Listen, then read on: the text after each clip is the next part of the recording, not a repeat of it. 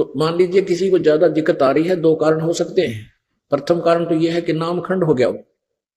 दूसरा कारण यह है कि सतगुरु शरण में आने से आई टले बला और जय मस्तक में सूड़ी होगा काटे में टल जा।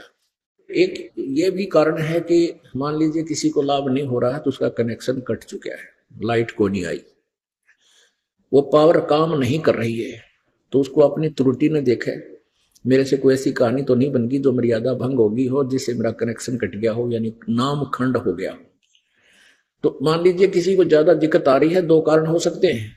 प्रथम कारण तो यह है कि नाम खंड हो गया हो। दूसरा कारण यह है कि सतगुरु शरण में आने से आई टले बला और जय मस्तक में सूड़ी होगा काटे में टल जा। एक भक्त उपदेश लेकर गया, रास्ते में एक्सीडेंट हो गया, टांग टूट गई, लेकिन वो ज्ञान गणा समझ रहा था। वो नाम लेने ही नहीं आया था कि मैं कति सब जगह धक्के खा लिए, टीवी पर देखा पहले, फिर पुस्तक मंगाई, वो पढ़ी, उपदेश ले गया, तो वो डगमग नहीं हुआ। उसको ये भी बात याद आई कि मेरी जान जानी हो और एक टांग टूट, मेरा जीवन बच गया। तो पुण्यात्माओं ऐसा ही होगा। मान ली आज ही नाम ले लिया तो नाम लेते ही थोड़ी बात बढ़ेगी, नाम की कमाई भी करनी है, भक्ति भी करनी है, बाकी सहारा फिर भी थोड़ा बहुत मालिक अवश्य देगा। उसके लिए परमात्मा हमें बताते हैं, धीरे धीरे रे मना, धीरे सब कुछ होवे, माली सीते सो घड़ा, ऋतु आए फल होवे। मुक्ति बोध पुस्तक पेज नंबर 502। राजा द्रौपद की बेटी कृष्णा उर्फ द्रौपदी अपने पिता के घर पर कंवारी थी। उस नगर के साथ एक नदी बहती थी।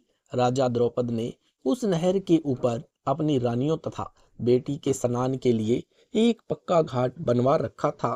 उस घाट के आसपास कोई नर नहीं जा सकता था, यानी उस घाट के आसपास नर का जाना वर्जित था। द्रौपदी प्रतिदिन नगर की सैकड़ों सहेलियों को साथ लेकर स्नान करने जाती थी। एक सुबह एक अंधा साधु गलती से उस ओर स्नान करने चला गया। उसे पता नहीं था कि आसपास कोई जनाना घाट भी है। उस घाट के नीचे की ओर जिस ओर जल बहकर जा रहा था, घाट से लगभग 200 फुट की दूरी पर स्नान करने लगा। उसके पास केवल एक कोपीन थी, यानी कोपीन एक कटी वस्त्र होता है जो 6 इंच चौड़ा तथा 2-3 फुट लंबा कपड़े का टुकड़ा है, जिसे लंगोट भी कहते हैं। दरिया में स्नान करते समय कोपीन पानी में बह गई। उसी समय द्रौपदी अपने हजारों सहेलियों के साथ दरिया में स्नान करने के लिए वहां घाट पर पहुंच गई। बालिकाओं की आवाज सुनकर अंधे साधु को समझते देर नहीं लगी कि मैं किसी जनाना घाट के पास पहुंचा हूं। उस समय साधु नग्न हो गया था। शर्म के मारे दरिया के अंदर छाती तक गहरे जल में चला गया तथा पानी पर हाथ मारने लगा कि हो सकता है कोई फटा पुराना कपड़ा जल में बहता हुआ आ जाए। द्रौपदी भक्ति के संस्कारों युक्त थी। साधु को देखकर खुशी हुई कि साधु स्नान कर रहा है, हम भी स्नान कर लेते हैं। फिर साधु से परमात्मा की चर्चा सुनूंगी, आशीर्वाद लूंगी। आधा घंटा स्नान करके द्रौपदी घाट से बाहर आई और साधु को देखा कि कहीं चला न गया हो। साधु स्नान ही नहीं कर रहा था, कुछ खोज रहा था। द्रौपदी ने विचार किया, ध्यान लगाकर देखा तो पता चला कि साधु नंगा है। बाहर पटरी पर भी कोई कपड़ा नहीं है। द्रौपदी समझ गई कि साधु की कोपीन पानी में बह गई है। उसे यह भी ध्यान था कि यदि साधु के निकट जाकर बोलूंगी तो लड़की की आवाज सुनकर जल में और आगे भी जा सकता है। दरिया का तेज बहाव है, साधु मर जाएगा। लड़की ने अपनी स्वच्छ नई साड़ी, जो प्रतिदिन बदल कर पहनती थी, राजा की लड़की थी, प्रतिदिन नई साड़ी पहनती थी, पुरानी दासियों को देती थी। अपनी साड़ी से एक 9 इंच चौड़ा टुकड़ा, साड़ी की चौड़ाई जितना लंबा फाड़ा, जल में कोपीन के लिए छोड़ दिया। अंधा होने के कारण साधु देख नहीं पा रहा था, जिस कारण से कपड़े का टुकड़ा साथ से निकल जाता। लगभग 7 टुकड़ी द्रौपदी देवी ने निस्वार्थ फाड़ कर साधु के लिए बहा दिए, परंतु बात नहीं बनी।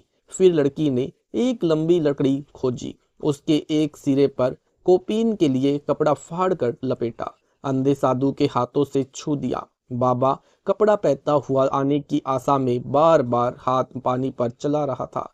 साधु के हाथों पर कपड़ा लगा, तुरंत मजबूती से पकड़ लिया। अंधे के हाथ आंखों का कार्य करते हैं।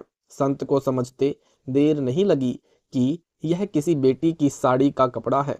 मेरी समस्या को समझकर पानी में डाला गया है, वह आसपास ही होगी। महात्मा ने कोपीन पर्दे पर बांधी तथा भरे कंठ से भावुक होकर बोला कि बेटी, महा उपकार मेरे पर किया है। आज आपने मेरी इज्जत रखी है।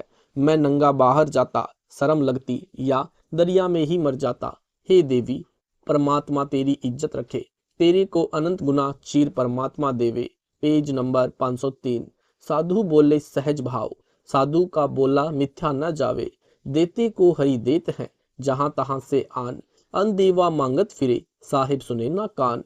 पारख के अंकी वाणी नंबर 1206। गरीब पीताम्बर को पारी करी, द्रौपदी दिन्ही लीर।